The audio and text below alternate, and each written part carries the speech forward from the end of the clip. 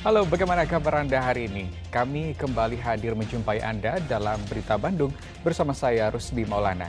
Kami akan menghadirkan sejumlah informasi menarik untuk Anda dan berikut informasi utama hari ini. Petugas keamanan Jalan Tol Purbalenyi terekam kamera ponsel milik sopir bus saat melakukan pungutan liar. Ketahuan selingkuh seorang kepala desa di Kabupaten Ciamis dituntut warga untuk mundur. Harga telur ayam mahal membuat pengusaha kecil makanan olahan menjerit.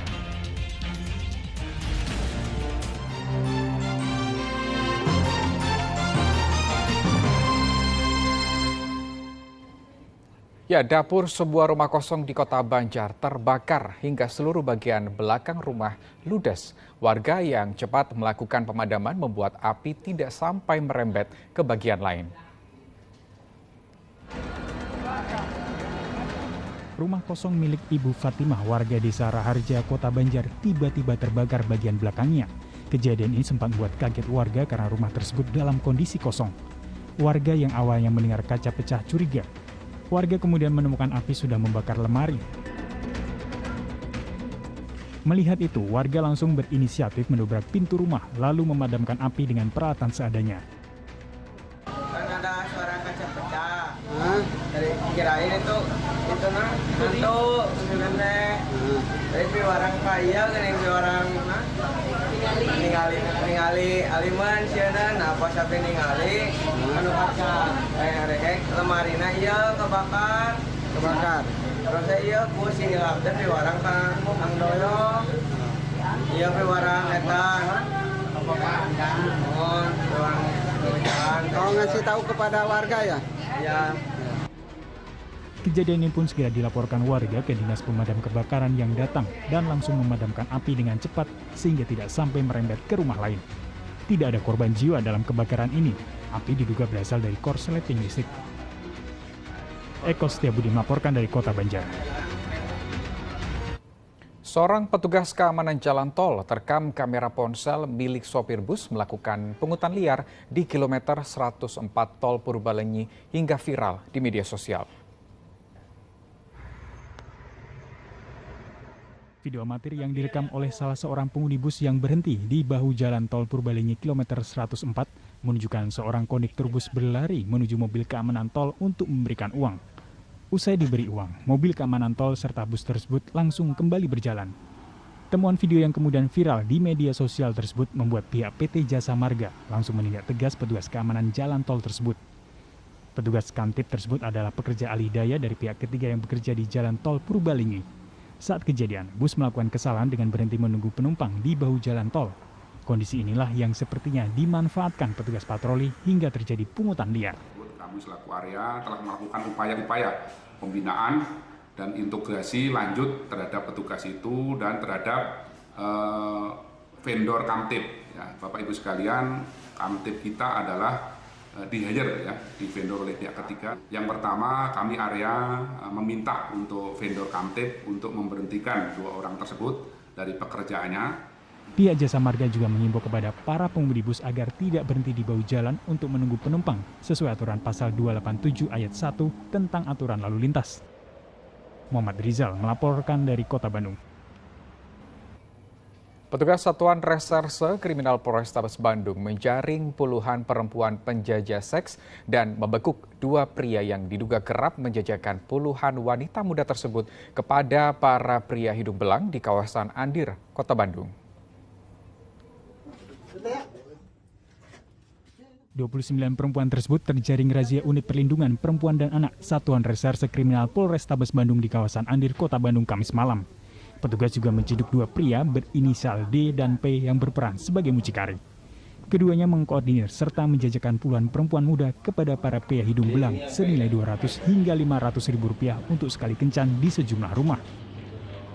Adanya suatu tempat dijadikan lokalisasi, yaitu di daerah Saritem, Andir. Ada informasi masyarakat, akhirnya tim bergerak pada pukul 10 malam kemarin dan berhasil ditangkap 2 orang pelaku mucikari dan 29 perempuan sebagai pekerja seks komersial. Yang bersangkutan sekarang lagi dilakukan pemeriksaan secara mendalam di jajaran Satreskrim Polrestabes Bandung.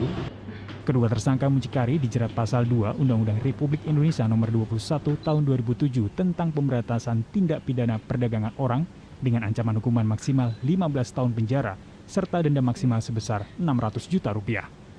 Muhammad Rizal melaporkan dari Kota Bandung. Ya, hingga Jumat pekan lalu, 16 orang korban keracunan massal di Kampung Cisarai, Desa Sukajadi, Pondok Salam, Purwakarta masih dirawat intensif di RSUD Bayu Asih, Purwakarta. Dari sekitar 80 korban keracunan yang dibawa ke RSUD Bayu Asih, tinggal 16 orang yang masih menjalani perawatan. Menurut pihak rumah sakit, para korban keracunan kini kondisinya sudah mulai membaik. Penanganan korban dalam fase pemulihan untuk mengeluarkan seluruh racun dalam tubuh korban. Pihak rumah sakit menyatakan banyak korban keracunan yang sudah pulang ke rumah namun kemudian kembali ke rumah sakit disebabkan reaksi racun yang masih ada di dalam tubuh korban.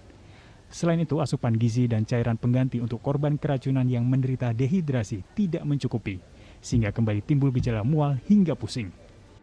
Oh mungkin gini Pak, pada saat di rumah beliau pasiennya masih udah ada perbaikan, di rumah mungkin intake-nya yang masuknya juga nggak sesuai. Kan kalau di rumah sakit ini kan kalau dehidrasi ini kan penggantian cairannya cepat. Kedua dari faktor makanan yang disediakan oleh tim gizi kami sesuai dengan keadaan. Mungkin faktor itu yang menyebabkan bisa balik lagi.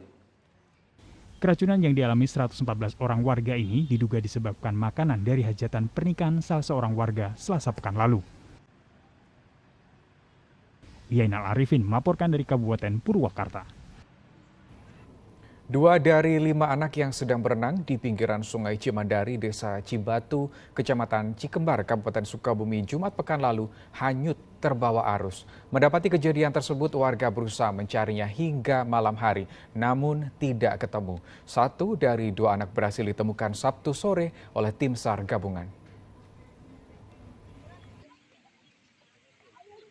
Proses pencarian terhadap korban dilakukan Sabtu pagi hingga sore oleh tim SAR gabungan.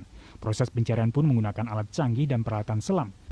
Sepanjang aliran Sungai Cimandiri di Desa Cibatu, Kecamatan Cikembar, Kabupaten Sukabumi terkenal dalam dan arusnya cukup kuat.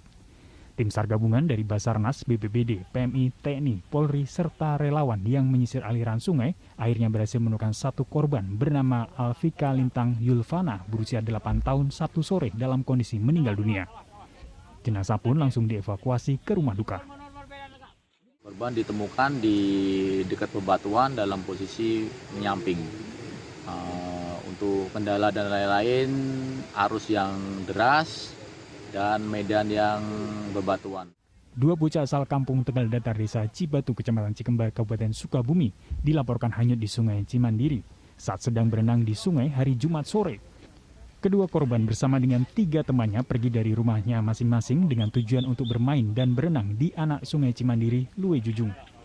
Kedua korban saat itu diketahui berenang hingga ke tengah sungai. Diduga tidak terlalu pandai berenang, korban tiba-tiba hanyut terbawa arus. Asep Didi melaporkan dari Kabupaten Sukabumi.